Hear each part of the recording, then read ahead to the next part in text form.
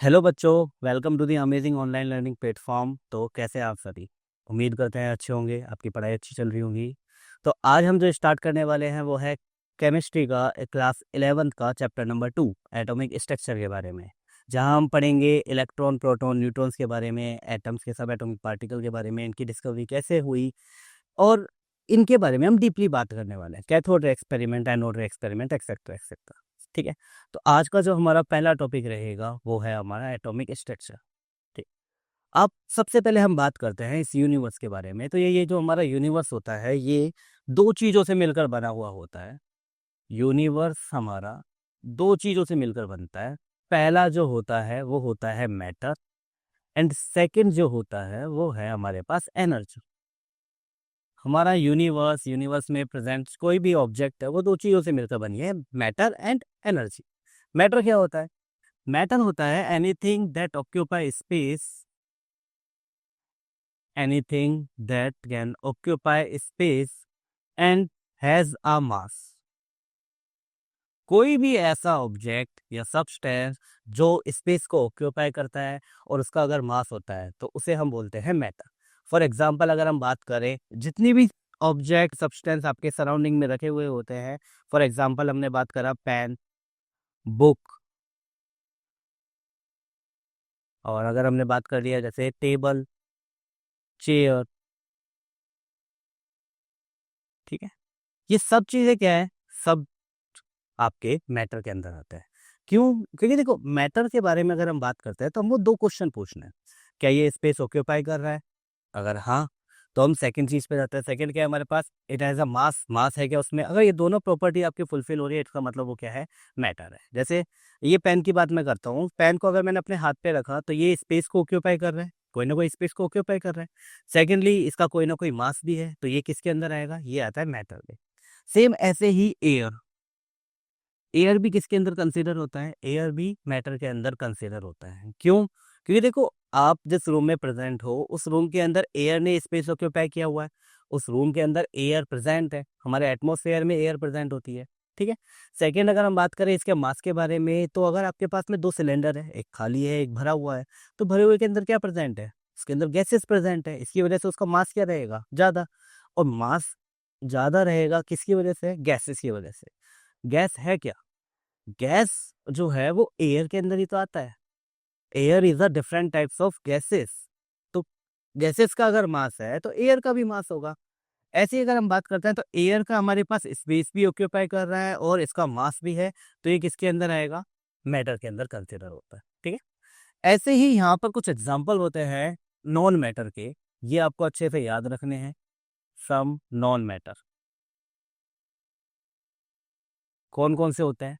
जैसे हमने पहला बात करते हैं हम एनर्जी रिलेटेड टर्म्स, जितने भी आपके एनर्जी रिलेटेड टर्म्स होती हैं वो सब किसके अंदर आते हैं? नॉन मैटर में। For example, light energy, sound energy, electrical energy, solar energy, etcetera etcetera. ठीक है। जितने भी लाइट एनर्जी रिलेटेड टर्म्स होते हैं वो सब किस में आता है? नॉन मैटर के अंदर कंसीडर होता है। ऐसी ही अगर हम बात करते हैं किसी के बारे में, सॉरी, अगर ऐसी हम बात करते हैं जितने भी आपके इमोशन रिलेटेड टर्म्स होते हैं, इमोशन रिलेटेड टर्म्स वो भी किस में आएंगे? वो भी नॉन मैटर के अंदर कंसीडर होता है। For example, love, hate, happiness, ये happy, sad, cold, hot, thought,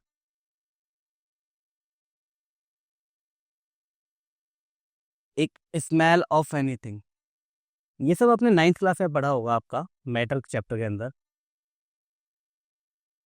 smell of anything, किसी भी सब्सटेंस की स्मेल जो होती है वो भी किसके अंदर आती है? नॉन मैटर के अंदर कंसीडर होती है। क्लियर है यहाँ तक? तो चलिए अब आगे बात करते हैं हम, इससे रिलेटेड कुछ क्वेश्चन है हमारे पास में। जैसे कि हमारा क्वेश्चन नंबर फर्स्ट कहना चाहता है, which of the following is a matter? इनमें से कौन से सब्सटेंस ऐसे हैं, ऑप्शन है आपके पास में, जो मैटर के अंदर कंसीडर होते हैं? पहला एग्जांपल आपके पास में कोल्ड, थॉट, एयर, साउंड। तो कोल्ड की अगर हम बात करते हैं तो कोल्ड आपने इमोशन रिलेटेड टर्म्स में पढ़ा है, तो ये किसके अंदर आएगा, ये आएगा नॉन मैटर के अंदर। ठीक है, ये किसके अंदर आएगा, नॉन मैटर के अंदर। ऐसे थॉट की मैंने बात करा, थॉट भी हमने इमोशन रिलेटेड टर्म्स में पढ़ा है, तो ये भी नॉन मैटर होता है। साउंड एनर्जी होती है, तो ये भी क्या है, एनर्जी है, तो ये किसके अंदर आएगा, नॉन मैटर में आएगा। सेम अगर हम बात करते हैं एयर, एयर के बारे में, एयर स्पेस ऑक्यूपाई करता है, हाँ बिल्कुल करता है। एयर का कोई ना कोई मास होता है, अभी हमने बात करा जैसे सिलेंडर के अंदर गैसेस प्रेजेंट होती है तो उनका मास होता है, सेम एयर का भी मास होता है, तो ये भी किसके अंदर आएगा, ये आएगा आपका मैटर के अंदर। क्लियर। चलिए चलते हैं सेकंड क्वेश्चन पे, which of the following is a non matter. Option number first chair, perfume, smell of perfume and book. आपको यहाँ बताना है, ध्यान देना, नॉन मैटर के बारे में बताना है, which of the following is a non matter. तो चेयर, चेयर मास ऑक्यूपाई करता है, स्पेस ऑक्यूपाई करता है, सॉरी स्पेस ऑक्यूपाई करता है, और साथ साथ में इसका कोई ना कोई मास भी होता है, तो ये किस में आएगा, ये मैटर के अंदर कंसिडर होगा। परफ्यूम की अगर मैं बात करूँ, किसी परफ्यूम की अगर आपके पास कोई बोतल है तो वो क्या है, स्पेस ऑक्यूपाई कर रहा है, साथ साथ में उसको कोई ना कोई मास भी है, तो वो भी किस में आएगा, मैटर में कंसिडर होगा। अगर हमने बात करा बुक, तो बुक भी किस में कंसिडर होता है, मैटर में। तो बचा क्या हमारे पास, स्मेल ऑफ परफ्यूम, ये भी हमने बात करा था थोड़ी देर पहले, ये किस में आएगा, नॉन मैटर के अंदर कंसिडर होता है। ठीक है, यहाँ पर एक टाइप का और क्वेश्चन बनता है, वो है आपका ये, find the ratio of number of matter and non matter in the following. आपको क्या बताना है, रेशियो फाइंड आउट करना है किस किस का, number of matter and non matter, कितने यहाँ पर आपको मैटर प्रेजेंट है, कितने नॉन मैटर है, इन दोनों का रेशियो आपको फाइंड आउट करना है। जैसे कोल्ड, बात करते चलते हैं, कोल्ड क्या है हमारे पास, इमोशन रिलेटेड टर्म्स, तो यानी कि नॉन मैटर के अंदर कंसिडर होता है। हॉट, ये भी किस में आएगा, नॉन मैटर में आएगा। बुक किस में आता है, मास भी होता है, स्पेस है, तो मैटर के अंदर आएगा। टेबल का भी मास होता है, स्पेस ऑक्यूपाई करता है, तो ये भी किस में आएगा, मैटर में आएगा। Air, matter, light energy related terms है, तो ये किस में आएगा, नॉन मैटर में कंसीडर होगा। थॉट, ये भी क्या है, नॉन मैटर में कंसीडर होता है। ऐसे हमने बात करा पेन, पेन मास ऑक्यू स्पेस ऑक्यूपाई करता है, साथ में इसका मास होता है, तो ये किस में आएगा, मैटर। बोर्ड स्पेस ऑक्यूपाई कर रहा है वॉल के ऊपर, साथ साथ में इसका मास भी होता है, तो ये भी किस में आएगा, matter.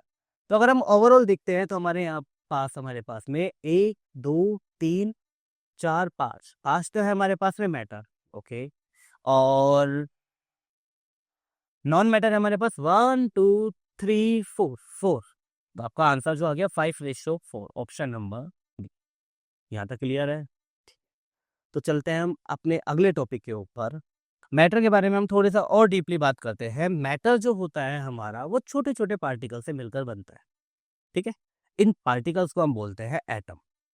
Atom is the smallest individual particle of any matter.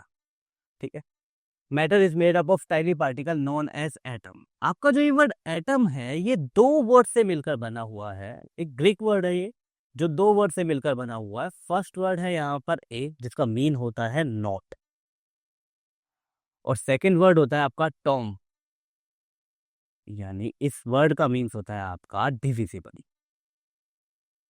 It means not divisible, जिसको आप और छोटे पार्ट में डिवाइड नहीं कर सकते। इसके बारे में, एटम के बारे में सबसे पहले बताया है जॉन डॉल्टन ने, ठीक है, 1805 में। अब जब हम बात करते हैं तो आज के टाइम पे हम एटम को और फर्दर डिवाइड कर सकते हैं। आपने पढ़ा है इलेक्ट्रॉन, प्रोटॉन, न्यूट्रॉन के बारे में, लेकिन जब जॉन डॉल्टन ने इसके बारे में बताया था, उस टाइम तक हमारे पास कोई इलेक्ट्रॉन, प्रोटॉन, न्यूट्रॉन के बारे में नहीं पता था। क्लियर। तो आगे हम बात करते हैं मैटर के बारे में, एटम। तो हमारा नेक्स्ट टॉपिक है Dalton atomic theory. Dalton atomic theory क्या है, डॉल्टन ने एटॉमिक एटम के बारे में क्या क्या बताया, तो उसके बारे में हम बात करते हैं। पहला पॉइंट है डॉल्टन एटॉमिक थ्योरी का, matter is made up of extremely small indivisible particle. Matter जो होता है, कोई भी आपका सब्सटेंस, वो इंडिविजिबल पार्टिकल से मिलकर बनता है, एटम से मिलकर बनता है। ठीक है, जिसको और छोटे पार्ट में हम डिवाइड नहीं कर सकते। लेकिन आज की तारीख में अगर हम बात करते हैं तो एटम को फर्दरली डिविजिबल क्या हो चुका है, पॉसिबल हो चुका है। एटम के अंदर आपके इलेक्ट्रॉन, प्रोटॉन, न्यूट्रॉन्स, ये तीनों सब एटॉमिक पार्टिकल क्या होते हैं, प्रेजेंट होते हैं। तो आज की डेट में ये जो डॉल्टन का जो पॉइंट है, ये क्या है, गलत प्रूफ हो चुका है आज के डेट में। ऐसे ही अगर हम बात करते हैं इसके सेकेंड पॉइंट के बारे में, atom is ultimate particle, it has some mass but it is structureless. Atom जो होता है उसका कुछ ना कुछ मास होता है, लेकिन इसका स्ट्रक्चर नहीं होता है, ये क्या है, स्ट्रक्चरलेस है। लेकिन अगर हम बात करें, हमने 9th क्लास में पढ़ा है स्ट्रक्चर ऑफ एटम के अंदर, एटम के अंदर न्यूक्लियस प्रेजेंट होता है, स्पेरिकल शेप होती है। एंड सेकेंडली अगर हम बात करें इसके बारे में, तो इसके अंदर ऑर्बिट भी क्या होते हैं, प्रेजेंट। तो हमने इसके स्ट्रक्चर्स के बारे में हमने थोड़ा बहुत इसके बारे में पढ़ा हुआ है, यानी ये वाला पॉइंट आज की डेट में क्या है, गलत प्रूफ हो चुका है, ये वाला पॉइंट भी। नेक्स्ट अगर हम बात करें, atom can neither be created nor be destroy. Atom को ना तो आप क्रिएट कर सकते हो ना ही डिस्ट्रॉय कर सकते हो इन अ केमिकल रिएक्शन, किसी भी केमिकल रिएक्शन में। फॉर एग्जांपल अगर हम बात करते हैं, कोई भी आपने एक रिएक्शन लिखते हैं हम, जैसे for example HCl hydrochloric acid को अगर आप सोडियम हाइड्रोक्साइड के साथ अगर आप मिक्स करते हो, NaOH के साथ मिक्स करते हो, तो आपके पास बनता है NaCl बनता है, एंड साथ में बनता है वाटर H2। तो अगर हम देखते हैं यहाँ पर, तो यहाँ पर हाइड्रोजन के टोटल कितने पार्टिकल हैं, 2 पार्टिकल हैं। हाइड्रोजन के पार्टिकल यहाँ कितने बन रहे हैं, 2 ही बन रहे हैं। Cl कितना है, 1, यहाँ भी Cl कितना है, 1 है। Na कितना है, सोडियम 1, यहाँ पर भी कितना है, A। और ऑक्सीजन कितना है, 1, और ऑक्सीजन यहाँ पर भी कितना है, 1। यानी कि जितने नंबर ऑफ पार्टिकल आपके रिएक्टेंट साइड में है, नंबर ऑफ प्रोडक्ट में भी उतने ही क्या है, एटम्स प्रेजेंट है। ठीक है, तो यानी कि हम क्या कर सकते हैं, atom can neither be created nor be destroyed in a chemical reaction. Chemical reaction में ना तो हम एटम को क्या कर सकते हैं, क्रिएट कर सकते हैं, ना ही डिस्ट्रॉय कर सकते हैं। बट अगर हम बात करें न्यूक्लियर पावर प्लांट के अंदर, तो वहां पर जो भी रिएक्शंस होती हैं, वहां पर आपका जो मास होता है उसका कुछ अमाउंट एनर्जी के फॉर्म में क्या होता है, कन्वर्ट हो जाता है।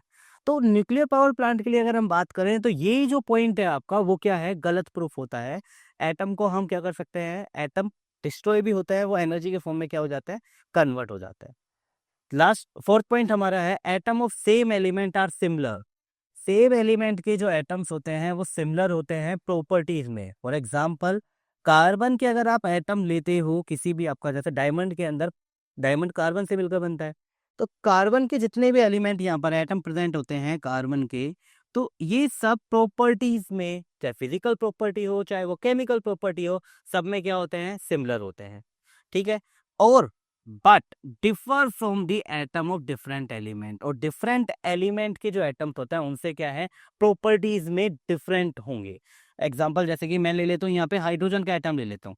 कार्बन का एटम और हाइड्रोजन के एटम दोनों फिजिकल प्रॉपर्टी या हो चाहे केमिकल प्रॉपर्टी कह दो आप, उन सब में क्या होता है, प्रॉपर्टीज में डिफरेंट होते हैं।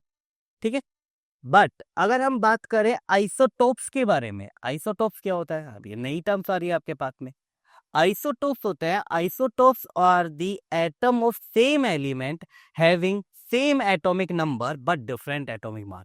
यानी कि सेम एलिमेंट के ऐसे एटम जिनका एटॉमिक नंबर तो क्या होता है, सेम, बट उनका मास क्या होता है, डिफरेंट होता है। ठीक है, एग्जांपल जैसे हम बात करें, कार्बन के 3 आइसोटोप्स होते हैं आपके पास, C612, C613, C614। अब एक बात ध्यान ध्यान देना आप, ये जो आपका लिखा हुआ है सी, यानी ये क्या है, सिंबल। किसी भी एटम को रिप्रेजेंट करने का जो तरीका होता है वो क्या होता है, आप लिखते हो इसका सिंबल लिखते हैं, सिंबल के लेफ्ट हैंड साइड कॉर्नर पे नीचे की तरफ यहाँ लिखते हो आप उसका एटॉमिक नंबर, एटॉमिक नंबर जिसको हम जेड से रिप्रेजेंट करते हैं, और यहाँ टॉप पर होता है एटॉमिक मास।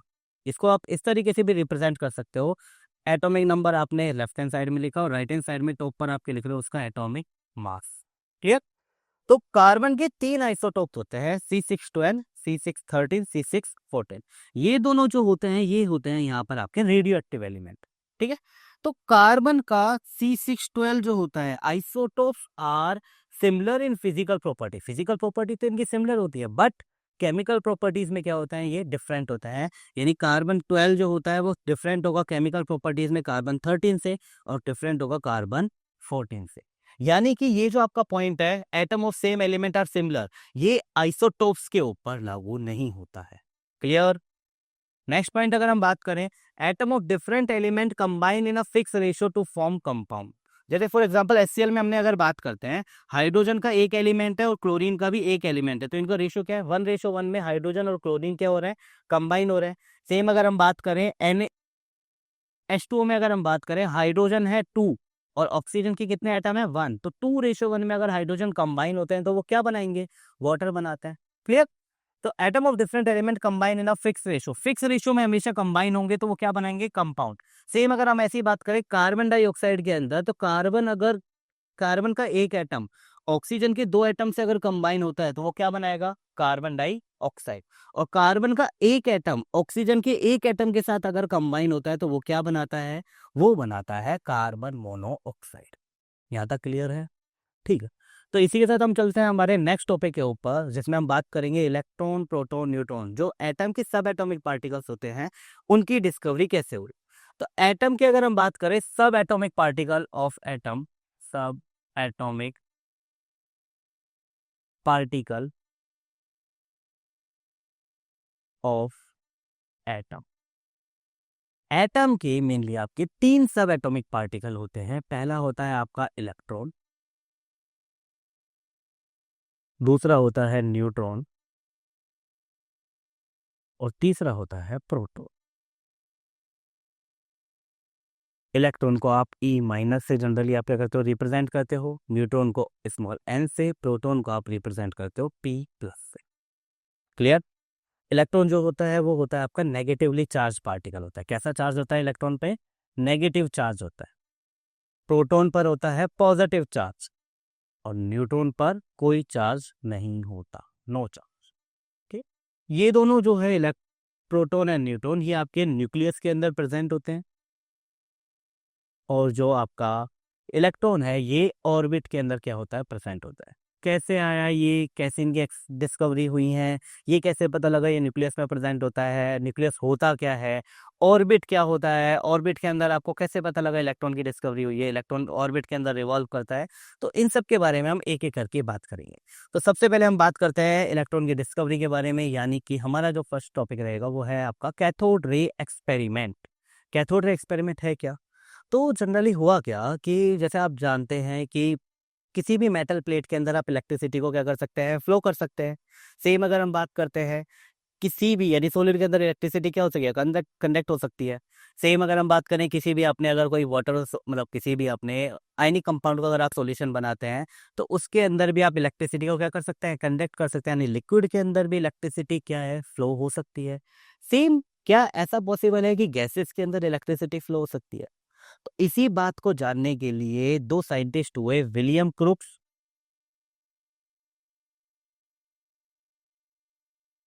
एंड एक हुआ हमारे पास जे प्लंकर।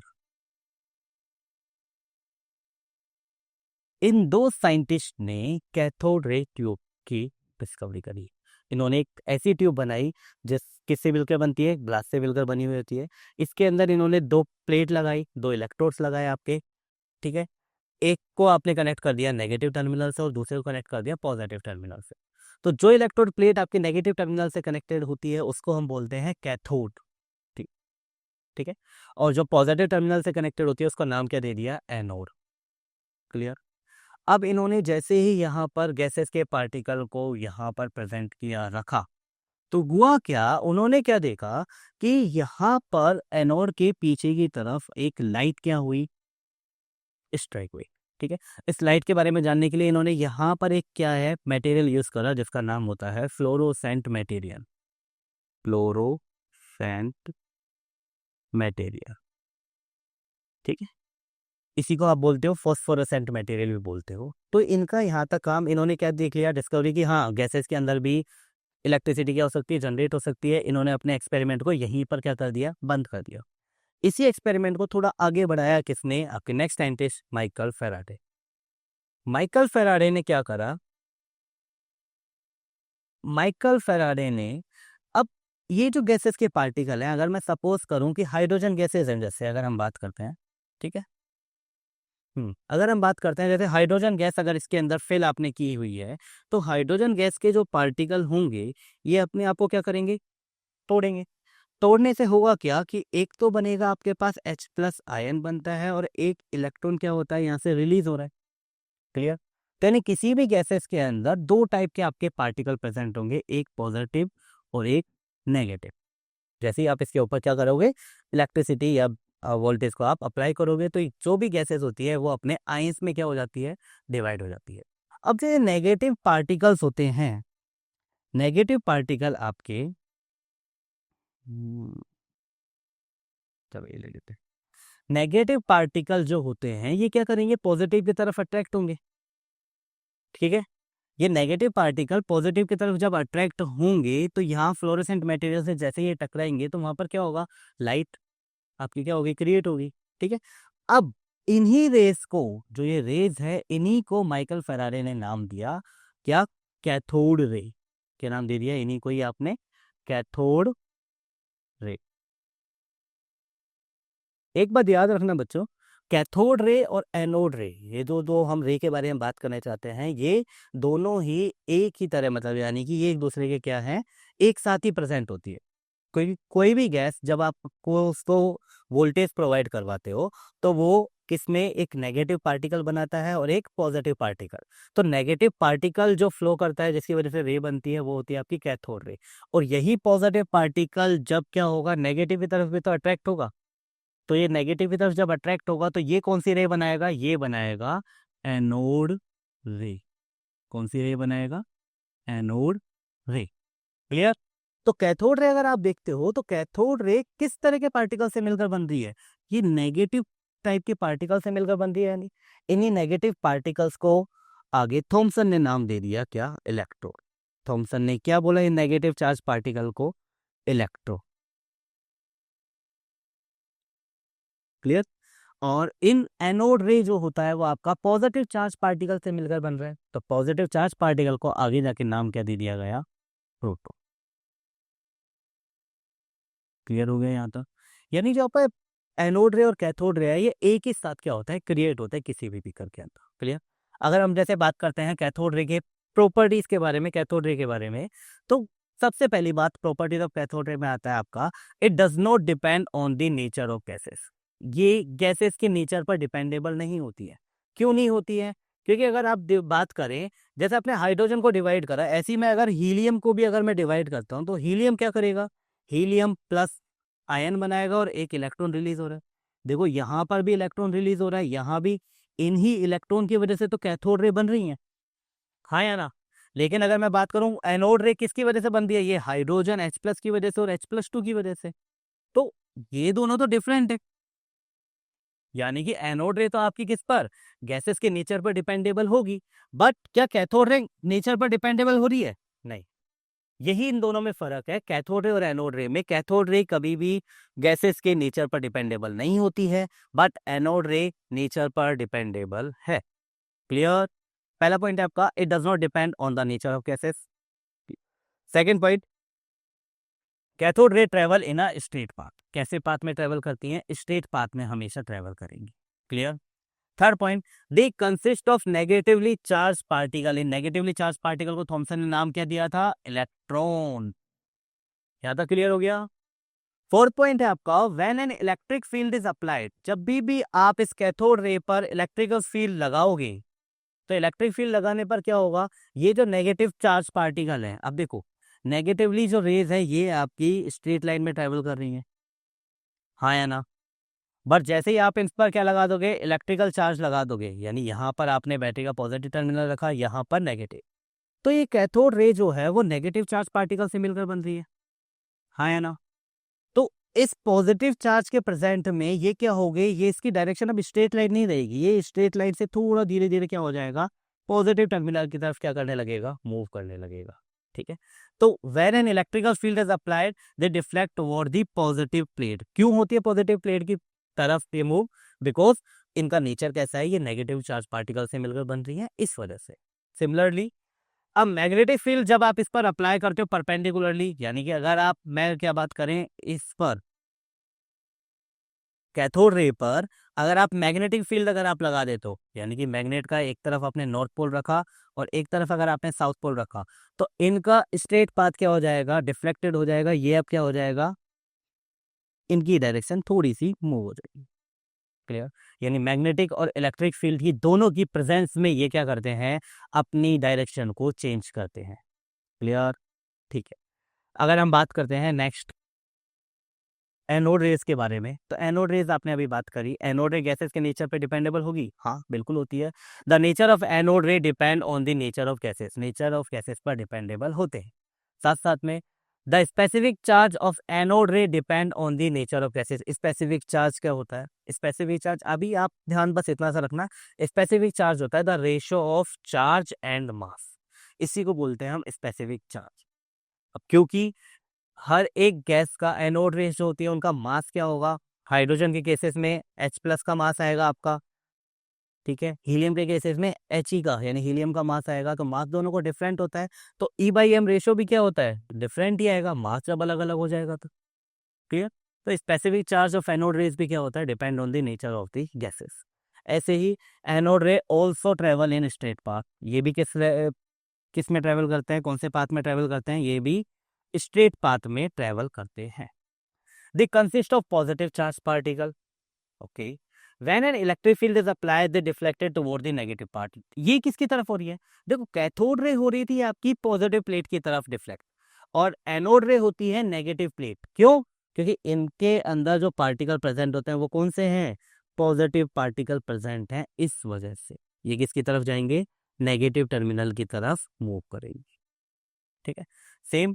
Similarly a magnetic field applies perpendicularly to their path causes deflection, यानी कि मैग्नेटिक फील्ड की प्रेजेंस में भी ये क्या करते हैं, डिफ्लेक्शन शो करते हैं। क्लियर?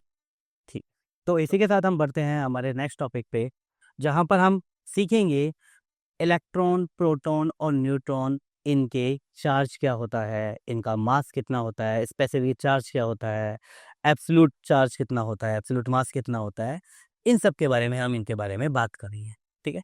और ये वाली चीज़ें जो है वो आपको याद रखनी है, हमेशा याद रखना है इन वाले पॉइंट को। अब हम बात करते हैं, जैसे यहाँ पर हम लिख लेते हैं इलेक्ट्रॉन, प्रोटॉन, न्यूट्रॉन, ठीक है। एक और हम ले लेते हैं, चलो इनके बारे में पहले बात कर लेते हैं हम, ठीक है। यहाँ हम सबसे पहले इसका लिख लेते हैं चार्ज, जिसको रिप्रेजेंट करते हैं ई से। इलेक्ट्रॉन पर जो चार्ज होता है आपका वो होता है -1.6 इंटू 10⁻⁻19 कूलम। वहीं सेम प्रोटॉन पर कितना होता है, प्रोटॉन पर होता है +1.6 इंटू 10⁻⁻19 कूलम। और न्यूट्रॉन पर कोई चार्ज होता नहीं है, तो इसकी वैल्यू क्या आ गई है आपके पास में, 0। ये वैल्यूज आपको याद रखनी है, क्योंकि E/m रेशियो स्पेसिफिक चार्ज से आपके हर साल कोई ना कोई क्वेश्चन आता है, IIT में भी आता है, नीट के अंदर भी आता है, तो ये एक आपका बहुत इंपॉर्टेंट टॉपिक है। स्पेसिफिक चार्ज कैसे निकालते हैं वही निकालना हम सीख रहे हैं, ठीक है। अब इलेक्ट्रॉन का चार्ज हमने देख लिया, माइनस साइन और ये प्लस साइन, माइनस साइन ये शो करता है कि इलेक्ट्रॉन कैसा पार्टिकल है, नेगेटिव चार्ज पार्टिकल है, और प्लस साइन शो करता है प्रोटॉन कैसा है, पॉजिटिवली चार्ज पार्टिकल है। अदरवाइज इनकी जो वैल्यूज है, मैग्नीट्यूड है, वो क्या है, इनके सेम होते हैं। क्लियर? नेक्स्ट टाइम बात करते हैं इनके मास के बारे में। मास अगर हम बात करें, इलेक्ट्रॉन का जो मास होता है वो होता है 9.1 मल्टीप्लाई बाय 10⁻31 kg। इसमें बात कर रहे हैं हम kg के अंदर बात कर रहे हैं। सेम अगर हम बात करें प्रोटॉन की, प्रोटॉन का मास होता है 1.672 मल्टीप्लाई 10⁻⁻27 kg। और न्यूट्रॉन, प्रोटॉन और न्यूट्रॉन का मास सिमिलर होता है, समथिंग समथिंग आपका क्या होता है, सेम होता है। यहाँ 1.675 मल्टीप्लाई बाय 10⁻⁻27। क्लियर? ऐसे ही जैसे आपने चार्ज निकाला है, ऐसे ही आपके पास आता है एक एब्सोल्यूट चार्ज, एब्सोल्यूट चार्ज, ठीक है। इलेक्ट्रॉन पर इस पर एब्सोल्यूट चार्ज जो आता है आपका वो होता है -1, प्रोटॉन पर होता है +1 और इसका होता है 0। जो हम बात करते हैं, जैसे मैंने बात करा H+ पर, इस पर चार्ज कितना है, तो वो एक्चुअल में चार्ज कितना है, आप बोलते हो +1, एक्चुअल में वो चार्ज नहीं है, वो उसका क्या है, एब्सोल्यूट चार्ज। अगर आपको बताना हो उस पर चार्ज कितना है, तो आप क्या बताओगे, माइनस प्लस है ना, तो +1.6 इंटू 10⁻⁻19 कूलम चार्ज होता है। अगर यहाँ पर मैं बात करूँ, अगर आपके पास में +2 अगर है, तो इसका मतलब क्या करना है, अगर आपको इसका स्पेसिफिक इसका चार्ज का अमाउंट निकालना है, तो क्या करना है, जो भी आपका एब्सोल्यूट चार्ज है, यानी एब्सोल्यूट चार्ज कितना है, +2, उसको मल्टीप्लाई कर दो 1.6 इंटू 10⁻⁻19 से। क्लियर? इस तरीके से आप एब्सोल्यूट चार्ज को कन्वर्ट कर सकते हो किसके अंदर, चार्ज के अंदर, कूलम के अंदर, ठीक है। जो हम बात करते हैं जैसे आपका सोडियम प्लस Na+ आयन जो होता है, तो वो वहाँ पर आपका चार्ज कितना है, तो आप बोलते हो +1। वो एक्चुअल में उसका चार्ज नहीं है, वो क्या है, उसका एब्सोल्यूट चार्ज। अगर आपको उसका चार्ज का अमाउंट अगर निकालना है तो क्या करना है, एब्सोल्यूट चार्ज को मल्टीप्लाई करना है किससे, 1.6 इंटू 10⁻19। इस तरीके से आप किसी भी चीज का क्या निकाल सकते हो, किसी भी आयन का एब्सोल्यूट चार्ज एंड चार्ज का अमाउंट आप निकाल सकते हो, कैलकुलेट कर सकते हो। सेम हम यहाँ पर बात करते हैं, एब्सोल्यूट चार्ज हो गया, ऐसे ही होता है एब्सोल्यूट मास। एब्सोल्यूट मास, एब्सोल्यूट मास क्या होता है, एब्सोल्यूट मास इनका रेशियो होता है। एब्सोल्यूट चार्ज भी क्या है, इलेक्ट्रॉन, कंपैरिजन करा हमने इलेक्ट्रॉन और प्रोटॉन का चार्ज में कितना रेशियो होता है, तो 1:1 आया। सेम जब हम मास का जब हम रेशियो निकालते हैं तो ये आता है आपका एब्सोल्यूट 0.00055। ठीक है। जब आप ये रेशियो निकालोगे तो इसकी जो वैल्यूज आएगी वो कितनी आएगी आपकी, 0.00055 आएगी। एक सॉरी, यहाँ पर एक जीरो एक्स्ट्रा आ गया, 0.005। सेम जब आप प्रोटॉन के मास के बारे में बात करते हो तो ये आता है आपका 1.007, 1.007। ठीक है। सेम न्यूटन का जब आप एब्सोल्यूट मास निकालते हो तो ये आता है 1.008। हम जनरली इनको अप्रोक्सीमेटली 1 ही लेकर चलते हैं। ये भी कितना है, 1। अब हम निकालते हैं हमारा जो मेन इंपॉर्टेंट होता है E/m रेशियो, स्पेसिफिक चार्ज। इसको क्या बोलते हैं हम, स्पेसिफिक चार्ज। तो आगे हम बात करते हैं इसके स्पेसिफिक चार्ज के बारे में। स्पेसिफिक चार्ज निकालते कैसे हैं आप, तो स्पेसिफिक चार्ज होता है आपका E/m रेशियो। ई का मतलब चार्ज ऑन इलेक्ट्रॉन, जिसके बारे में अभी आप बात करते हो, जिस भी पार्टिकल के बारे में बात करते हो उसका चार्ज, और m क्या होता है, उसका मास। ठीक है। जैसे कि हम निकालते हैं इलेक्ट्रॉन के लिए, इलेक्ट्रॉन के लिए स्पेसिफिक चार्ज कितना होगा, E/m रेशियो उसका क्या आएगा, E यानी इसका चार्ज कितना है, 1.6 multiply by 10⁻⁻19 coulomb, and mass होता है 9.1 मल्टीप्लाई 10⁻31 kg। क्लियर। जिसको आप सॉल्व करेंगे तो ये वैल्यू जो आती है आपकी अप्रोक्सीमेटली आती है 1.76 मल्टीप्लाई 10⁻11। चार्ज की यूनिट कूलम पर, मास की यूनिट kg। क्लियर। ठीक है। कभी भी आपके जब भी आईआईटीज में नीट के अंदर ये वाले क्वेश्चंस आपसे पूछे जाते हैं, स्पेसिफिक चार्ज क्या है, इनका इंक्रीजिंग ऑर्डर डिक्रीजिंग ऑर्डर क्या है, इनसे रिलेटेड क्वेश्चन आता है। कभी भी आपसे डायरेक्टली ये वाली वैल्यूज आपसे नहीं पूछेगा कि स्पेसिफिक चार्ज बताओ इलेक्ट्रॉन का कितना होगा, प्रोटॉन का कितना होता है, न्यूट्रॉन का कितना होता है, किसी भी पार्टिकल का। क्लियर। ठीक है। तो आगे हम बात करते हैं प्रोटॉन के लिए। प्रोटॉन का जो स्पेसिफिक चार्ज होता है, आप ऐसे ही इनका जब मास का और चार्ज और मास का जब आप रेशियो निकालते हैं तो इसकी जो वैल्यूज आती है वो आती है आपकी 9.58 multiply 10⁻7 coulomb per KG. Neutron के लिए अगर आप बात करेंगे, न्यूट्रॉन का चार्ज क्या है, 0। चार्ज की वैल्यू अगर 0 है तो ओवरऑल वैल्यू भी क्या आएगी, 0 ही आएगी। ठीक है। ऐसे हम एक और पार्टिकल ले लेते हैं हमारे पास में, अल्फा पार्टिकल। अल्फा क्या होता है, अल्फा जनरली होता है डबल चार्ज हीलियम आयन। यानी अगर हीलियम में से आप दोनों इलेक्ट्रॉन्स को अगर रिलीज कर देते हो तो जो आपका बनता है वो क्या होता है, आपका हीलियम आयन, यानी अल्फा पार्टिकल होता है। अल्फा पार्टिकल की अगर हम बात करें चार्ज, तो देखो इसका चार्ज कितना है, इसके ऊपर +2 चार्ज है, यानी ये क्या है, इसका एब्सोल्यूट चार्ज है, यानी तो एब्सोल्यूट चार्ज तो हो गया +2। तो अगर +2 को अगर मैं इस चार्ज के अंदर कन्वर्ट करूं तो क्या आएगा आपका, ये 2 मल्टीप्लाई बाय 1.6 इंटू 10⁻19 आएगा, ही नहीं आएगा। ठीक है। ऐसे इसका मास अगर हम बात करें, मास है इसका 4 AMU है, 4 AMU है, 4 AMU इसका एब्सोल्यूट चार्ज है। अगर मैं इसको मास के अंदर अगर कन्वर्ट करना चाहूँ तो क्या है, देखो एक प्रोटॉन का जो मास होता है वो होता है 1.672। तो सिंपल सा अगर मैं 4 को 1.67 1 4 मल्टीप्लाई 1.67 इंटू 10⁻⁻27 से अगर मल्टीप्लाई कर दें तो ये आपका क्या आएगा, मास आ जाएगा। ठीक है। सेम अगर आप इसका E/m रेशियो अगर निकालना चाहोगे तो कैसे निकलेगा, इलेक्ट्रॉन पर चार्ज 2 इंटू 10 1.6 इंटू 10⁻⁻19, ये तो इसका हो गया चार्ज, और मास आ गया आपके पास 4 मल्टीप्लाई बाय 1.6 इंटू 10⁻⁻27। जिसकी वैल्यू आप कैलकुलेट करोगे तो अप्रोक्सीमेट आएगा 4.79 मल्टीप्लाई 10⁻7 कूलम पर केजी। ज़्यादा क्लियर है? ठीक है, तो स्पेसिफिक चार्ज आप इस तरीके से आप क्या कर सकते हो, कैलकुलेट कर सकते हो।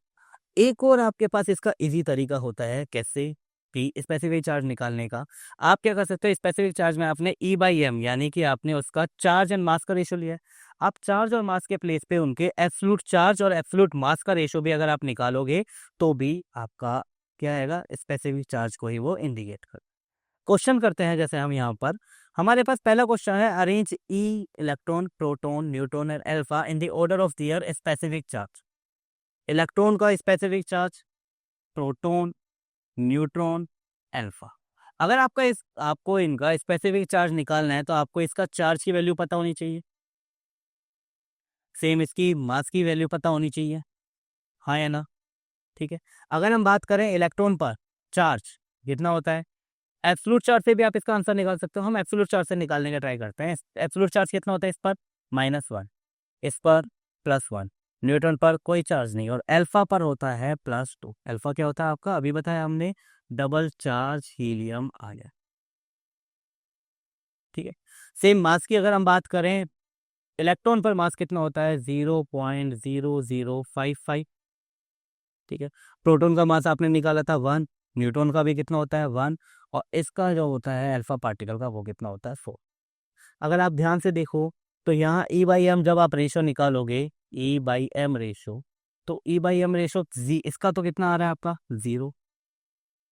ठीक है, तो यानी ये तो क्या हो जाएगा आपका मिनिमम। एक और बात हमने जो बोली थी कि स्पेसिफिक चार्ज कभी भी नेगेटिव नहीं होता है, तो यहाँ पर आप इसको क्या करोगे, इस साइन को आप हटा दोगे यहाँ से। ठीक है, आप ओनली क्या लिखोगे, 1 लिखोगे। अब अगर यहाँ पे अगर आप देखते हो, मास सबसे कम किसका है, इलेक्ट्रॉन का। E/m रेशो अगर आप निकाल रहे हो, मास क्या है सबसे कम, तो बताओ E/m की जो वैल्यू होगी वो सबसे मैक्सिमम होगी या नहीं होगी फॉर इलेक्ट्रॉन, हाँ या ना?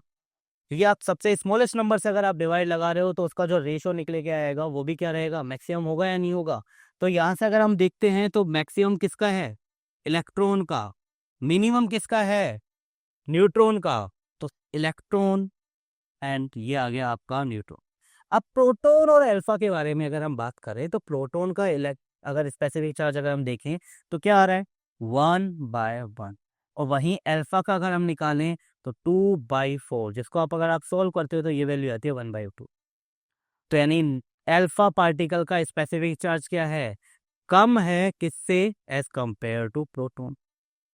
इलेक्ट्रॉन के बाद कौन आएगा, इलेक्ट्रॉन का सबसे मैक्सिमम है, तो इसके बाद कौन आता है, प्रोटॉन, एंड देन फिर कौन आएगा, अल्फा, एंड देन न्यूट्रॉन, हाँ या ना? तो इस तरीके से भी आप स्पेसिफिक चार्ज निकाल सकते हो, किसका, एब्सोल्यूट मास और एब्सोल्यूट चार्ज का यूज करके आप क्या कर सकते हो, स्पेसिफिक चार्ज को कैलकुलेट कर सकते। सिमिलरली एक और हम क्वेश्चन देखते हैं इससे रिलेटेड। ठीक है, फाइंड E/m रेशियो ऑफ, अगर आपको बोला गया ऑक्साइड आयन यानी O-2, helium ion, helium plus वाला, इनमें अगर हम निकालने का ट्राई करें तो वही एब्सोल्यूट मास से अगर हम देखें तो चार्ज कितना है 2, मास कितना होता है ऑक्सीजन के एक एटम का 60, तो यानी ये आया आपके पास 1/8। यहाँ कैलकुलेट करने का अगर हमने ट्राई करा, मास हो गया इसका, सॉरी, चार्ज कितना हो गया +2, और मास होता है हीलियम का 4, यानी ये आ गया आपके पास 1/2। यहाँ हीलियम के ऊपर अगर हमने बात करा तो हीलियम पे चार्ज कितना है 1, एंड इसका मास हो गया 1/4। तो आप इनका निकाल सकते हो कि किसका कम होगा किसका ज़्यादा होगा। सबसे अगर हम बात करें सबसे ज़्यादा वैल्यू किसकी दिख रही है आपको, 1/8, 1/2 एंड 1/4। सबसे ज़्यादा किसका आया, E/m रेशो आपके पास हीलियम का, किसका आया, He+2 आया। उसके बाद हीलियम का आया He+ का, और सबसे कम E/m रेशो किसका आया, O-2, ऑक्सीजन -2 आयन का। यहाँ तक क्लियर हुआ? ठीक है, चलो आगे बढ़ते हैं हम हमारे नेक्स्ट क्वेश्चन पे, जो है द एनायन। एनायन क्या होते हैं, जो नेगेटिव चार्ज पार्टिकल्स होते हैं उन्हीं को हम बोलते हैं एनायन। एनायन आपके पास गिवन है X-3, X-3 हैज 18 इलेक्ट्रॉन। कितने इलेक्ट्रॉन है इसके पास में, इलेक्ट्रॉन्स हैं आपके पास में 18, एंड इट्स मास नंबर आपके पास गिवन है कितना, 31। The number of neutron and proton present in the nucleus. तो इस क्वेश्चन को करने से पहले कुछ बातें आप समझ लीजिएगा कि कोई भी जब एटम होता है, एटम के अंदर number of electron and number of proton क्या होते हैं, सेम होते हैं। जितने आपके पास इलेक्ट्रॉन होगा उतने ही क्या होंगे, उसके प्रोटॉन होंगे, और ये दोनों इक्वल होते हैं उसके एटॉमिक नंबर के। जितना उसका एटॉमिक नंबर होता है, जैसे लाइक ऑक्सीजन का एटॉमिक नंबर 8 है, तो उसके अंदर इलेक्ट्रॉन भी कितने होंगे, 8, प्रोटॉन भी कितने होंगे, 8 ही होंगे यहाँ पे। अगर हम बात करते हैं इससे आगे एटॉमिक मास, तो एटॉमिक मास निकालने का आपका तरीका होता है आपका number of proton plus number of neutron. किसी भी एटम का जो उसका एटॉमिक मास होता है वो उसके न्यूक्लियस के अंदर प्रेजेंट होता है। और आपने जो पढ़ा है न्यूक्लियस के अंदर कौन कौन प्रेजेंट है, प्रोटॉन एंड न्यूट्रॉन। तो उसका एटॉमिक मास किसके बराबर होगा, number of proton plus number of neutron के इक्वल होता है। क्लियर। अब अगर हम बात करें एटम, और वहीं अगर हम बात करते हैं किसी भी आयन के बारे में, तो जब भी कोई एटम इलेक्ट्रॉन को या तो लूज करता है या गेन करता है, तो वो किस में कन्वर्ट हो जाता है, आयन में। It means the number of proton and number of electron, number of proton and number of electron does not equal to in an ion. किसी भी आयन में इलेक्ट्रॉन और प्रोटॉन क्या नहीं होते, सेम नहीं होते। ठीक है। अगर आपको number of electron find out करने हैं, नंबर ऑफ प्रोटॉन अगर आपको फाइंड आउट करने हैं, नंबर ऑफ प्रोटॉन, तो अगर वो क्या है आपका पॉजिटिव आयन है, तो आप क्या करो, उसके नंबर ऑफ इलेक्ट्रॉन में से, उसके नंबर ऑफ इलेक्ट्रॉन में से जितने इलेक्ट्रॉन उसने डोनेट करे हैं वो क्या कर दो, ऐड कर दो। ठीक है। और अगर वो नेगेटिव आयन अगर है, तो नंबर ऑफ इलेक्ट्रॉन में उसमें से आपके जो भी उसने इलेक्ट्रॉन गेन करे हैं उन इलेक्ट्रॉनों को क्या कर दो, माइनस कर। इस तरीके से आप क्या निकाल सकते हो, उसके अंदर प्रेजेंट नंबर ऑफ प्रोटॉन निकाल सकते हो। जैसे एग्जांपल अगर हम बात करें x-3 के अंदर इलेक्ट्रॉन कितने हैं, 18। 18 इलेक्ट्रॉन है कब, जब उसमें 3 इलेक्ट्रॉन क्या करे हैं, गेन करे हैं। अगर 3 इलेक्ट्रॉन गेन करने के बाद नंबर ऑफ इलेक्ट्रॉन 18 है, तो पहले कितने होंगे, पहले हम निकाल देते हैं। गेन करने के बाद 18 हुए, तो पहले स्टार्टिंग में कितने थे, यानी एटम में कितने इलेक्ट्रॉन थे, 15। अगर एटम में इलेक्ट्रॉन 15 हैं, तो प्रोटॉन भी कितने होंगे, प्रोटॉन भी भाई 15 ही होंगे। उसका एटॉमिक नंबर भी कितना होगा, 15 ही होगा। मास नंबर आपके पास है 31, तो नंबर ऑफ न्यूट्रॉन अगर आपको निकालना है, मास है आपके पास 31, प्रोटॉन है आपके पास 15, न्यूट्रॉन फाइंड आउट करना है। तो बताओ ये प्लस का 15 इधर आएगा तो -15, तो यानी न्यूट्रॉन आ गया आपके पास 31 - 15। It means number of neutron कितने हैं, 16, एंड नंबर ऑफ प्रोटॉन आपके कितने निकल कर आए यहाँ पर, 50। क्लियर यहाँ तक। एटम और आयन के अंदर आपको ये बात याद रखनी होगी, एटम में number of electron and number of proton क्या होते हैं, सेम। बट आयन में नंबर ऑफ प्रोटॉन और नंबर ऑफ इलेक्ट्रॉन सेम नहीं होते हैं। क्लियर। इसी के साथ चलते हैं हम हमारे नेक्स्ट क्वेश्चन पे। डाइपॉजिटिव आयन, डाइपॉजिटिव आयन का मतलब यानी कितना चार्ज है उसके ऊपर, +2 चार्ज है, has 12 proton. Number of proton कितने हैं, 12। What is the number of electron in the tetra positive ion?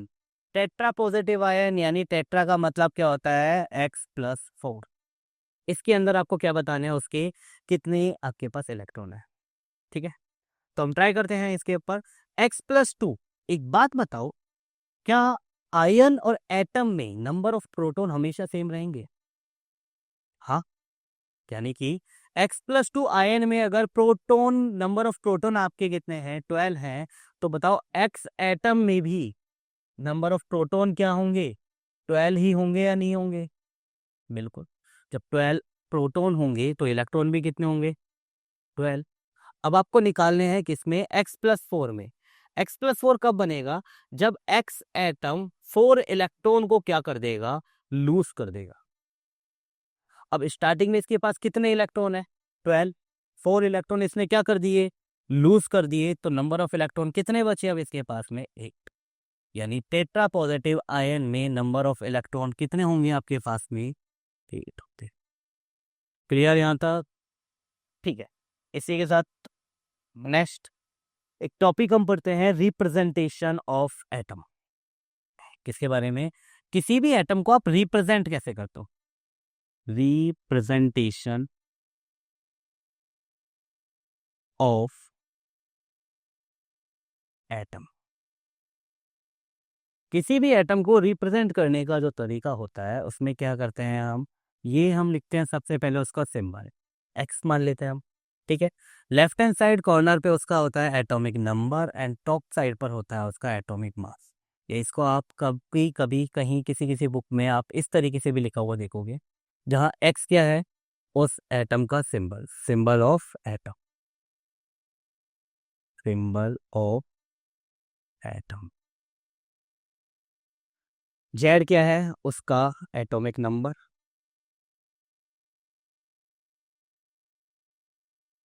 और ए क्या है, उसका atomic mass. Clear. For example अगर आपके सामने लिखा हुआ है 1H1, एच का मतलब कौन सा एटम है, वो हाइड्रोजन एटम है, उसका सिंबल आएगा। लेफ्ट हैंड साइड नीचे टॉप पर क्या होता है, सॉरी बॉटम में क्या होता है, आपका एटॉमिक नंबर, यानी इसका एटॉमिक नंबर कितना है 1, एंड मास नंबर भी क्या है इसका 1। एक और एग्जाम्पल हम लेते हैं C614, कार्बन, सी का मतलब कार्बन एटम के बारे में बात हो रही है, जिसका एटॉमिक नंबर कितना है 6, यानी जेड की वैल्यू यहाँ पर कितनी है 6, एंड एटॉमिक मास ए कितना होगा उसका 14। अभी आपने बात करी थी नंबर ऑफ, एटॉमिक नंबर जो होता है वो आपका इक्वल होता है नंबर ऑफ इलेक्ट्रॉन के एंड नंबर ऑफ प्रोटॉन। यानी अगर इसके अंदर एटॉमिक नंबर इसका 6 है, देन इलेक्ट्रॉन कितने होंगे 6, प्रोटॉन कितने होंगे 6। क्लियर। और मास कितना है 14, तो मास के बारे में आपने पढ़ा था, मास जो होता है वो इक्वल होता है प्रोटॉन प्लस न्यूट्रॉन। अगर मास इसका 14 है तो एक बात बताओ, नंबर ऑफ न्यूट्रॉन कितने आएंगे, इन दोनों का डिफरेंस ही तो निकालना है, 14 - 6, यानी कि 8 क्या होगा आपके इसके अंदर, नंबर ऑफ न्यूट्रॉन। ठीक है। ऐसे हम कुछ क्वेश्चंस करते हैं यहाँ पर इनके लेके, जैसे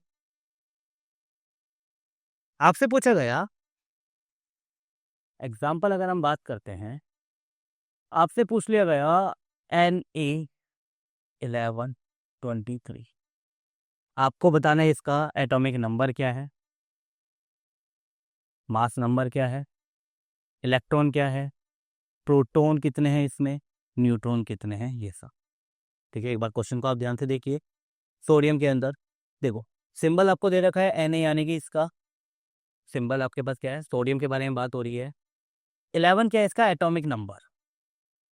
अगर एटॉमिक नंबर 11 है तो बताओ इलेक्ट्रॉन भी 11 होंगे, प्रोटॉन भी 11 होंगे या नहीं। ठीक है।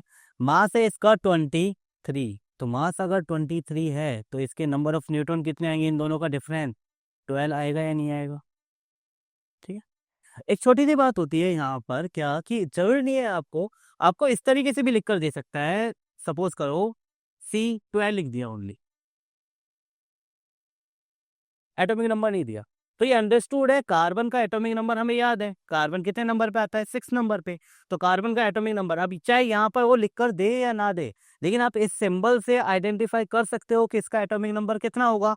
कार्बन कितने नंबर पे आता है 6 नंबर पे आता है, तो इसका एटॉमिक नंबर 6। तो जेड की वैल्यू क्या आ गई 6।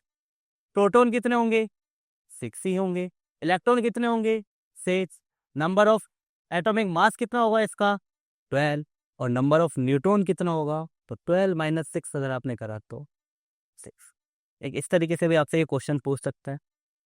एक और तरीका होता है क्वेश्चन पूछने का आयन का।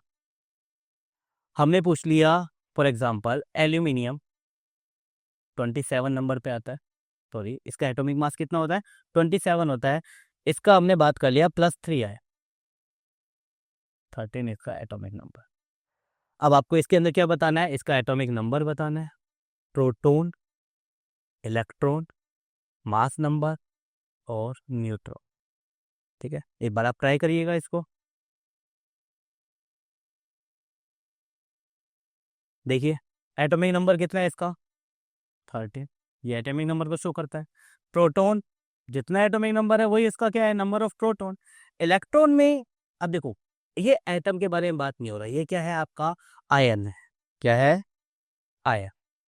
अगर आप ध्यान से देखो +3 चार्ज लग रहा है, +3 का मतलब इसने 3 इलेक्ट्रॉन को क्या करा है डोनेट करा है, तो अगर ये एटम होता तो इसके पास नंबर ऑफ इलेक्ट्रॉन होते 13, बट क्योंकि ये आयन में कन्वर्ट हो चुका है, इसने 3 इलेक्ट्रॉनों को डोनेट कर दिया है, तो अब नंबर ऑफ इलेक्ट्रॉन बच गए इसके पास कितने? 10। क्लियर? एटॉमिक मास के बारे में अगर हम बात करते हैं 27, और नंबर ऑफ न्यूट्रॉन, इन दोनों का अगर आप डिफरेंस निकालते हो तो कितना आएगा? 14। क्लियर? नंबर ऑफ इलेक्ट्रॉनों के रिलीज होने से, गेन करने से या डोनेट करने से एटॉमिक मास पर कोई भी फर्क नहीं पड़ता है। ठीक है, चलिए अब कुछ स्पेशल टर्म्स हैं जिनके बारे में आपको याद रखना पड़ेगा, जिनके बारे में आपको समझना है। सबसे पहली जो टर्म्स आती है वो आता है आपके बारे में आइसोटोप। आइसोटोप्स होते क्या है? Isotopes, isotopes are the atom of, isotopes are the atoms of similar element, similar element which have same atomic number, same atomic number but different atomic mass, different atomic mass। यानी ऐसे atom जिनका atomic number तो क्या होता है? Same, but atomic mass क्या होता है? डिफरेंट होता है, अलग अलग होता है। एग्जाम्पल के लिए अगर हम बात करें, हाइड्रोजन के 3 आइसोटोप्स प्रेजेंट होते हैं, 1H1, 1H2, 1H3। इसको बोलते हैं हम हाइड्रोजन एटम बोल देते हैं या फिर प्रोटियम भी बोलते हैं। इसको जनरली H या फिर हम P से डिनोट करते हैं, P से, कैपिटल P आएगा। ये होता है आपका ड्यूटेरियम, जिसको हम D से डिनोट करते हैं, और ये होता है आपका ट्राइटियम, जिसको आप T से रिप्रेजेंट करते हैं। ठीक है, अगर हम इनमें बात करें आइसोटोप्स के अंदर, देखो एटॉमिक नंबर इसका भी 1 है, इसका भी 1 है और इसका भी 1 है, यानी जेड की वैल्यू इसके लिए भी 1 होगी, इसके लिए भी 1 होगी और इसके लिए भी 1 होगी। बट अगर आप बात करें तो इलेक्ट्रॉन और प्रोटॉन, प्रोटॉन भी यहाँ पर कितना होगा? 1, इलेक्ट्रॉन भी 1, प्रोटॉन यहाँ पर कितना होगा? 1, इलेक्ट्रॉन कितना होगा? 1, प्रोटॉन 1, इलेक्ट्रॉन 1। मास के लिए अगर हम बात करें, मास देखो, प्रोटियम का मास जो है आपके पास कितना है? 1 है। यहाँ पर इसका मास कितना है? 2। मास कितना है यहाँ पर? देखो, एटॉमिक नंबर तो सेम है, बट मास नंबर क्या है? Different, different. मास नंबर क्यों डिफरेंट है? अगर आप यहाँ पर number of neutron find out करते हो तो प्रोटियम में नंबर ऑफ न्यूट्रॉन्स होता है 0, यानी कोई भी न्यूट्रॉन्स प्रेजेंट नहीं होता है। बट अगर आप बात करें किसके अंदर? ड्यूटेरियम के अंदर, तो यहाँ पर न्यूट्रॉन कितने प्रेजेंट हैं? 1, और यहाँ पर न्यूट्रॉन कितने हैं? यानी एक ऐसा एटम जिसके अंदर कोई न्यूट्रॉन प्रेजेंट नहीं होता, कौन होता है? प्रोटियम, या फिर आप इसको बोलते हो हाइड्रोजन एटम। क्लियर है यहाँ तक? तो आइसोटोप्स क्या होते हैं? ऐसे ही अगर हम बात करें किसी अदर एलिमेंट के लिए, तो कार्बन के भी आइसोटोप, जितने भी आपके नेचुरल, देखो 2 टाइप के एलिमेंट होते हैं आपके, टोटल 118 एलिमेंट है। या तो वो सिंथेटिक होते हैं, मैंने लेबोरेटरी में प्रिपेयर किए हुए हैं, या वो नेचुरली। अगर वो नेचुरली अकरेंस है, इसका मतलब उसका कोई ना कोई आइसोटोप्स प्रेजेंट होगा। जितने भी आपके नेचुरली एलिमेंट होते हैं सबके आइसोटोप्स प्रेजेंट होते हैं। कार्बन का भी आपके अभी देखा था, कार्बन का कितना होता है? C612 होता है, कार्बन 13 भी होता है और कार्बन 14 भी होता है। क्लियर? कार्बन के भी 3 आइसोटोप्स होते हैं। ठीक है, ऐसे अगर आप बात करते हैं, नाइट्रोजन के भी आइसोटोप्स होते हैं, 7, 14 होता है, नाइट्रोजन 7, 15 भी होता है। ठीक है, आयरन के भी होते हैं। हर एक एलिमेंट के जो भी आपके नेचुरली अकरेंस है, नेचुरली मिलते हैं, उन सब के क्या होते हैं? आइसोटोप्स प्रेजेंट होते हैं। इन सब आइसोटोप्स का, अब जैसे अगर हमने किसी बीकर के अंदर हाइड्रोजन लिए, मुझे कैसे पता लगेगा कि ये हाइड्रोजन कौन सा है? प्रोटियम है, ड्यूटेरियम है, ट्राइटियम है? रिएक्शन में आपको मास निकालना होता है, तो उसके लिए हमको इनका पढ़ना होता है एवरेज एटॉमिक मास। क्या पढ़ना है? Average atomic mass.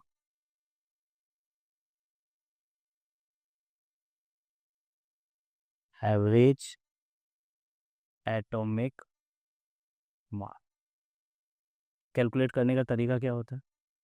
Average atomic mass को आप कैलकुलेट, फॉर एग्जांपल आपके पास में किसी भी सब्सटेंस की, जैसे हाइड्रोजन के 3 आइसोटोप है, 1H1, 1H2, 1H3। इसका नेचुरली जो अकरेंस होता है ये है, इसका मान लो सपोज करा हमने 99%, इसका है 0 पॉइंट, सॉरी इसका हमने मान लिया 98% मान लिया, इसका हमने मान लिया 1 पॉइंट, नेचुरली ये कितना परसेंट है नेचर में, 1.7% मान लिया, और ये है सपोज करो 0.3%। ये क्या है इनके अकरेंस, अगर हम बात करें नेचर में कितना परसेंट है, ठीक है। तो एवरेज एटॉमिक मास निकालने का जो फॉर्मूला होता है, एवरेज एटॉमिक मास निकालने का जो फॉर्मूला होता है वो होता है आपका, कितने आइसोटॉप्स है, 3 आइसोटॉप्स है, तो W1 यानी फर्स्ट वाले का मास नंबर मल्टीप्लाई बाय उसका नेचुरली अकरेंस, प्लस W2 यानी सेकेंड वाले का मास एंड उसका naturally occurrence, plus W3 into उसका naturally occurrence X3, divided by X1 plus X2 plus X3, ठीक है। और ये X1 प्लस X2 X3 जो भी होता है वो आपका हमेशा कितना आता है, 100 आता है, ठीक है। यानी अगर मैं इसको यहाँ से हटा देता हूँ तो डिवाइड में हमेशा कितना आएगा, sorry W1 X1 plus W2 multiply by X2 divided by कितना आएगा आपका, हमेशा 100 ही आएगा। क्लियर यहाँ तक? जैसे अभी इसी क्वेश्चन को अगर हम सोल्व करते हैं तो इसका मास कितना है 1 multiply by natural occurrence 98 plus W2 क्या है आपका 2 नेचुरल अकरेंस 1.7 प्लस W3 कितना है आपका 3 मल्टीप्लाई बाय इसका नेचुरल अकरेंस कितना हो गया 0.7 डिवाइडेड बाय 0.3 0.3 डिवाइडेड बाय 100। अगर आप इसको सॉल्व करते हैं तो ये आ गया आपका 98 प्लस ये आ गया आपका 3.4 प्लस ये आ गया आपका 0.9 और डिवाइडेड बाय 100। सॉल्व करो, 98 प्लस ये आ गया आपका 4331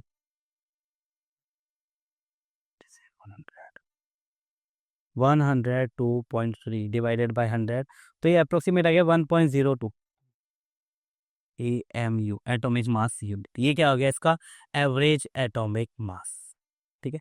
इस तरीके से आप किसी भी एलिमेंट का, अगर आपको उसका नेचुरली अकरेंस अगर आपको पता है और अगर आपको उसका मास पता है तो आप उसके बारे में क्या बता सकते हो, उसका एवरेज एटॉमिक मास निकाल सकते हो।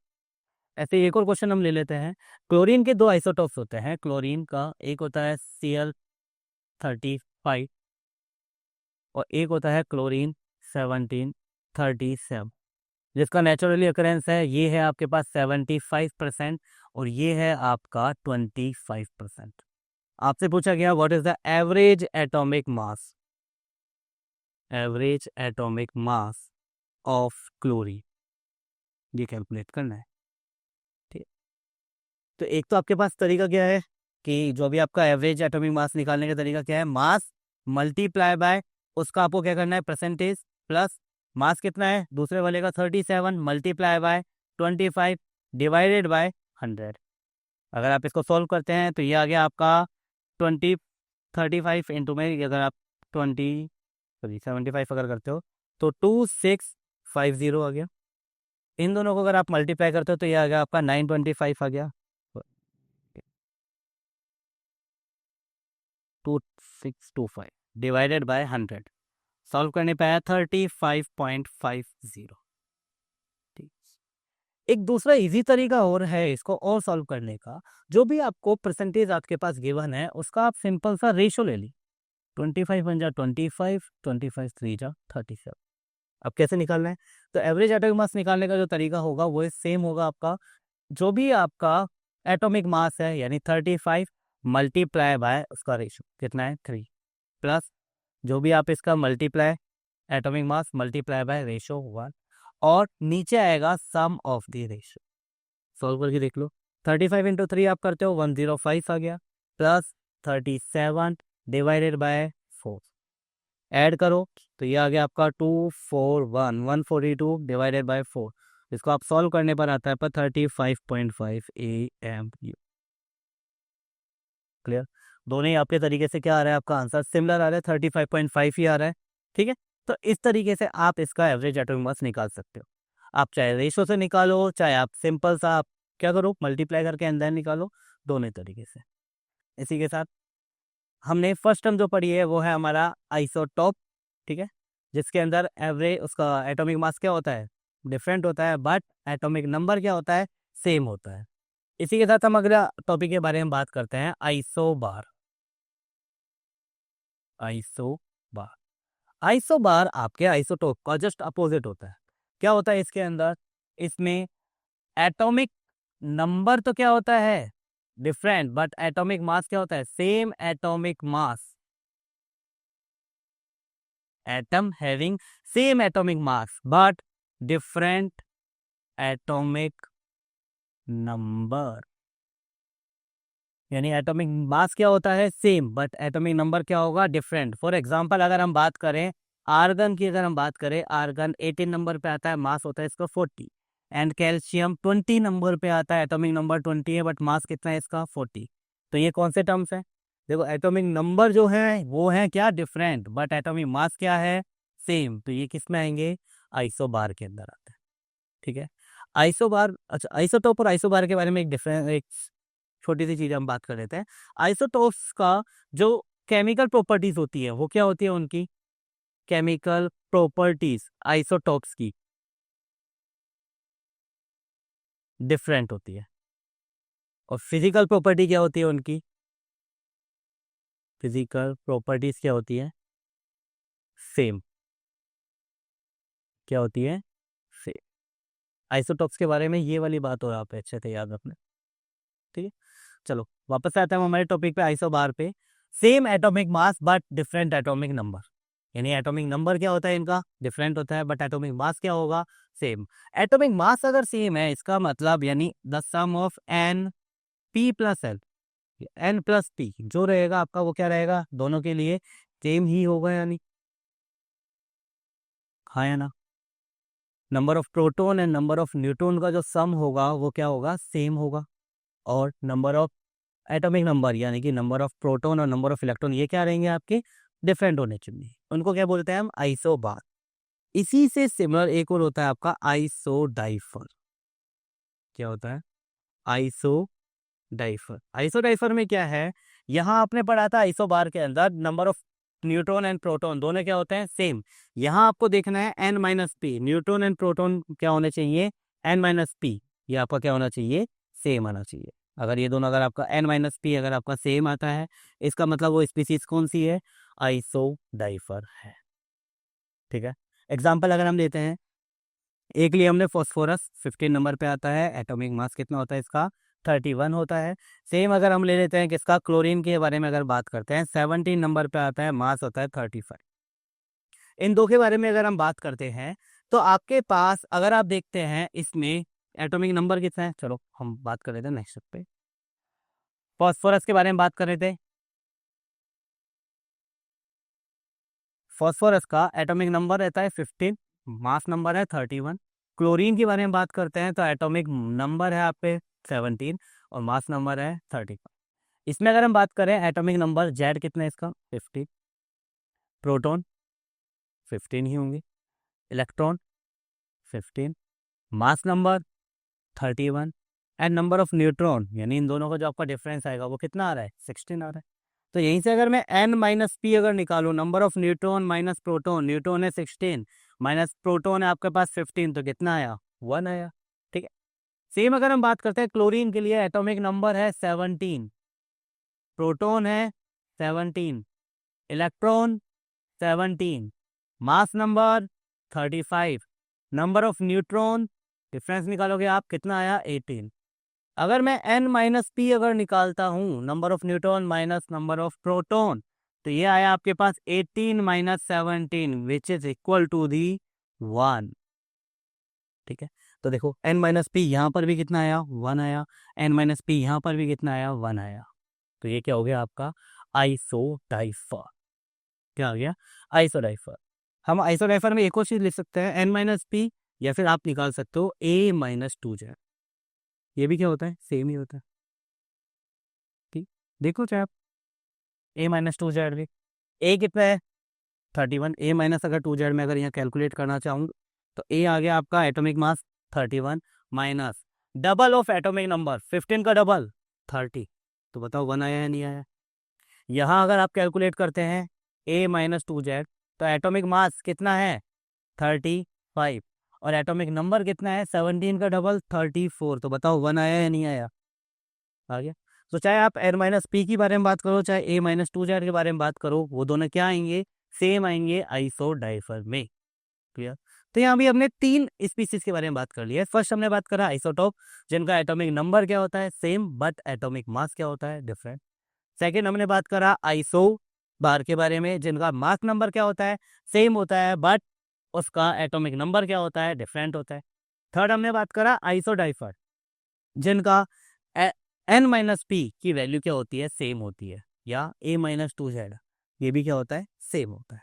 ठीक है, इसी के साथ हम चलते हैं हमारी फोर्थ क्वांटिटी पे, फोर्थ जो हमारी प्रॉपर्टीज है आपका। नेक्स्ट है आपके पास आइसोटोन। आइसोटोन मतलब ऐसी स्पीसीज जिनमें नंबर ऑफ न्यूट्रॉन क्या होते हैं सेम होते हैं। नंबर ऑफ न्यूट्रॉन क्या होंगे सेम होते हैं। एग्जाम्पल अगर हम बात करें, फॉर एग्जाम्पल जैसे C612 ले लिया आपने, ठीक है। ऐसे ही अगर आपने ले लिया C613 के बारे में बात कर लेते हैं, ठीक है, C613, और एक मैंने ले लिया नाइट्रोजन N740। तो यहाँ अगर आप देखोगे एटॉमिक नंबर इनका डिफरेंट है, तो यानी आइसोटोप तो हो नहीं सकते। मास नंबर भी क्या है डिफरेंट है, तो यानी आइसोबार भी नहीं है। ठीक है, बट इन दोनों का जो डिफरेंस है वो यहाँ पर आ रहा है 7 और यहाँ भी क्या है 7, यानी यहाँ पर न्यूट्रॉन कितने हैं 7 और यहाँ पर न्यूट्रॉन कितने हैं 7। इसमें ये कैसी स्पीसीज है, ये है आपकी आइसोटोप। कैसी स्पीसीज है आइसोटोप। एक और नेक्स्ट ऐसे ही हम टर्म्स के बारे में बात कर लेते हैं, आइसो इलेक्ट्रॉन। आइसो इलेक्ट्रॉन क्या होता है ऐसे इलेक्ट्रॉन, द स्पीसीज, ये याद रखना। अभी तक हमने बात करी है एटम्स के बारे में ओनली, अब हम बात करें स्पीसीज के बारे में। स्पीसीज होती क्या है, स्पीसीज का मतलब होता है चाहे तो आप एटम के बारे में बात कर रहे हो, या आप मॉलिक्यूल्स के बारे में बात कर रहे हो, या आप आयन के बारे में, तीनों के बारे में आप किसी के बारे में बात कर सकते हो। ठीक है, द स्पीसीज इन विच, नाम में ही पता लग रहा है आइसो मतलब सिमिलर और इलेक्ट्रॉन यानी इलेक्ट्रॉन, नंबर ऑफ इलेक्ट्रॉन क्या होने चाहिए same. The species in which number of electron are same, क्या होने चाहिए सेम होने चाहिए। फॉर एग्जाम्पल अगर हम बात करें, एग्जाम्पल आ गया जैसे आपका नियोन, ठीक है। नियोन में नंबर ऑफ इलेक्ट्रॉन कितने होता है 10 नंबर पे आता है, तो 10 ही होंगे। Na+ यानी सोडियम आयन, सोडियम आयन आता है आपका 11 नंबर, यानी कि 11 तो होंगे इसके अंदर एटम में। सोडियम के एटम में नंबर ऑफ इलेक्ट्रॉन कितने होंगे 11, बट +1 है, इसका मतलब इसने एक इलेक्ट्रॉन क्या कर दिया डोनेट, यानी अब इसके पास नंबर ऑफ इलेक्ट्रॉन कितने हो गए 10 हो गए। सेम बात करता हूं मैं मैग्नीशियम Mg+2 के बारे में, तो इसमें भी क्या है 12 नंबर पे आता है मैग्नीशियम, 2 इलेक्ट्रॉन डोनेट कर दिए, नंबर ऑफ इलेक्ट्रॉन कितने रह गए 10।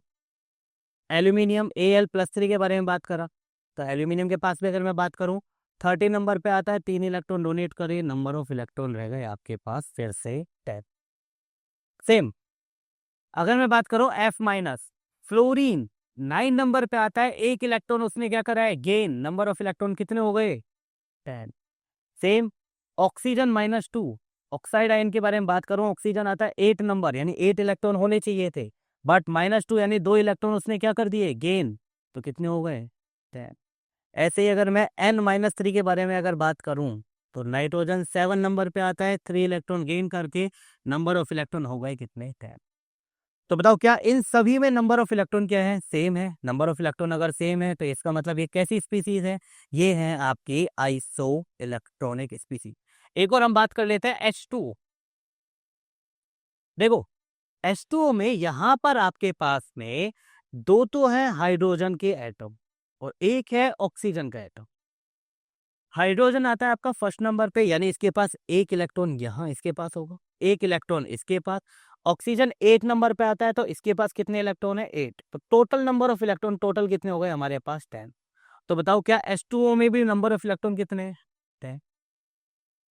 ठीक है, तो ये सब क्या है आपके, ये सब है आपके आइसो इलेक्ट्रॉनिक स्पीसीज। हमने क्यों बोला था, देखो यहाँ पर एटम भी आ रहा है, आयंस भी आ रहे हैं और मॉलिक्यूल्स भी आ रहे हैं। ठीक है, लास्ट एंड फाइनल जो हमारा पॉइंट होता है वो आता है हमारे पास में 6 नंबर, जो आता है आपका आइसोस्टर। आइसोस्टर्स क्या होते हैं, आइसोस्टर आर दी स्पीसीज, ये भी क्या है याद रखना, species in which number of electron and number of atom both are क्या होने चाहिए, सेम होने चाहिए। यानी इलेक्ट्रॉन के साथ साथ नंबर ऑफ एटम भी क्या होने चाहिए, सेम। एग्जाम्पल्स के साथ हम समझते हैं इसको। एग्जाम्पल आ गया आपका, फॉर एग्जाम्पल एक बात करा आपने N2O के बारे में और एक आप बात कर रहे हो CO2 के बारे में। ध्यान दो, यहां पर नाइट्रोजन कितने हैं, 2, और ऑक्सीजन कितने हैं, 1। यहाँ कार्बन कितना है, 1, ऑक्सीजन कितने हैं, 2। नाइट्रोजन आता है आपका 7 नंबर पे, तो बताओ इसमें नंबर ऑफ इलेक्ट्रॉन कितने होंगे, 7। इसमें भी 7 और ऑक्सीजन में 8। टोटल नंबर ऑफ इलेक्ट्रॉन हो गए 7 7 14, 22 नंबर ऑफ इलेक्ट्रॉन्स प्रेजेंट होते हैं N2O में। सेम अगर हम बात करें कार्बन, तो कार्बन आता है 6 नंबर, तो नंबर ऑफ इलेक्ट्रॉन 6। ऑक्सीजन में 8 8, ऐड करोगे नंबर ऑफ इलेक्ट्रॉन कितने आ रहे हैं, 22। तो नंबर ऑफ इलेक्ट्रॉन आपके N2 और CO2 दोनों में क्या है, सेम। तो ये आइसो इलेक्ट्रॉन तो है, बट हमको क्या देखना है, नंबर ऑफ इलेक्ट्रॉन के साथ साथ नंबर ऑफ एटम भी क्या होना चाहिए, सेम। तो ये बताओ N2O में नंबर ऑफ एटम कितने हैं, N2O में नंबर ऑफ एटम हो गया 1 2 3, 3 एटम्स है। और यहाँ पर भी कार्बन डाइऑक्साइड में भी नंबर ऑफ एटम कितने हैं, 3। तो बताओ नंबर ऑफ एटम भी सिमिलर है या नहीं, नंबर ऑफ एटम भी सिमिलर है, नंबर ऑफ इलेक्ट्रॉन भी सेम है। इसका मतलब ये क्या है आपका, ये है आपका आइसोस्टर स्पीसीज। और यहाँ पर एक और चीज हमें समझ में आती है, जितनी भी आपकी आइसोस्टर स्पीसीज होती हैं सबकी सब आइसो इलेक्ट्रॉनिक स्पीसीज भी होंगी, हाँ या ना। तो यहाँ पर आपके पास में एक और पॉइंट आ जाता है, क्या लास्ट एंड फाइनल हमारा एक नोट,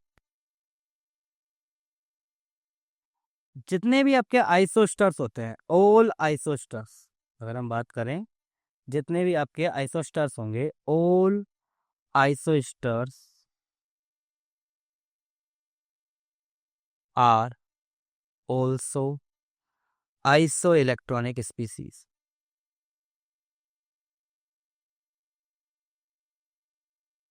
आइसो इलेक्ट्रॉनिक स्पीसीज, ठीक है, क्योंकि आइसोस्टर्स में नंबर ऑफ इलेक्ट्रॉन सेम होंगे, अगर नंबर ऑफ इलेक्ट्रॉन सेम है तो वो क्या बन जाएगा, आइसो इलेक्ट्रॉनिक स्पीसीज भी होंगी, हाँ या ना।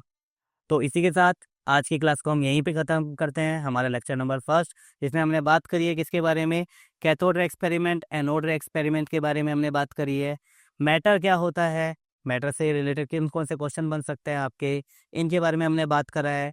डॉल्टन एटॉमिक थ्योरी क्या है, एटम्स स्पेसिफिक चार्ज आप कैसे निकालते हो, इलेक्ट्रॉन प्रोटॉन न्यूट्रॉन इनका मास कितना होता है, चार्ज कितना होता है, इन सब के बारे में हमने बात करा है। तो इसी के साथ आज की क्लास यहीं ख़त्म होती है।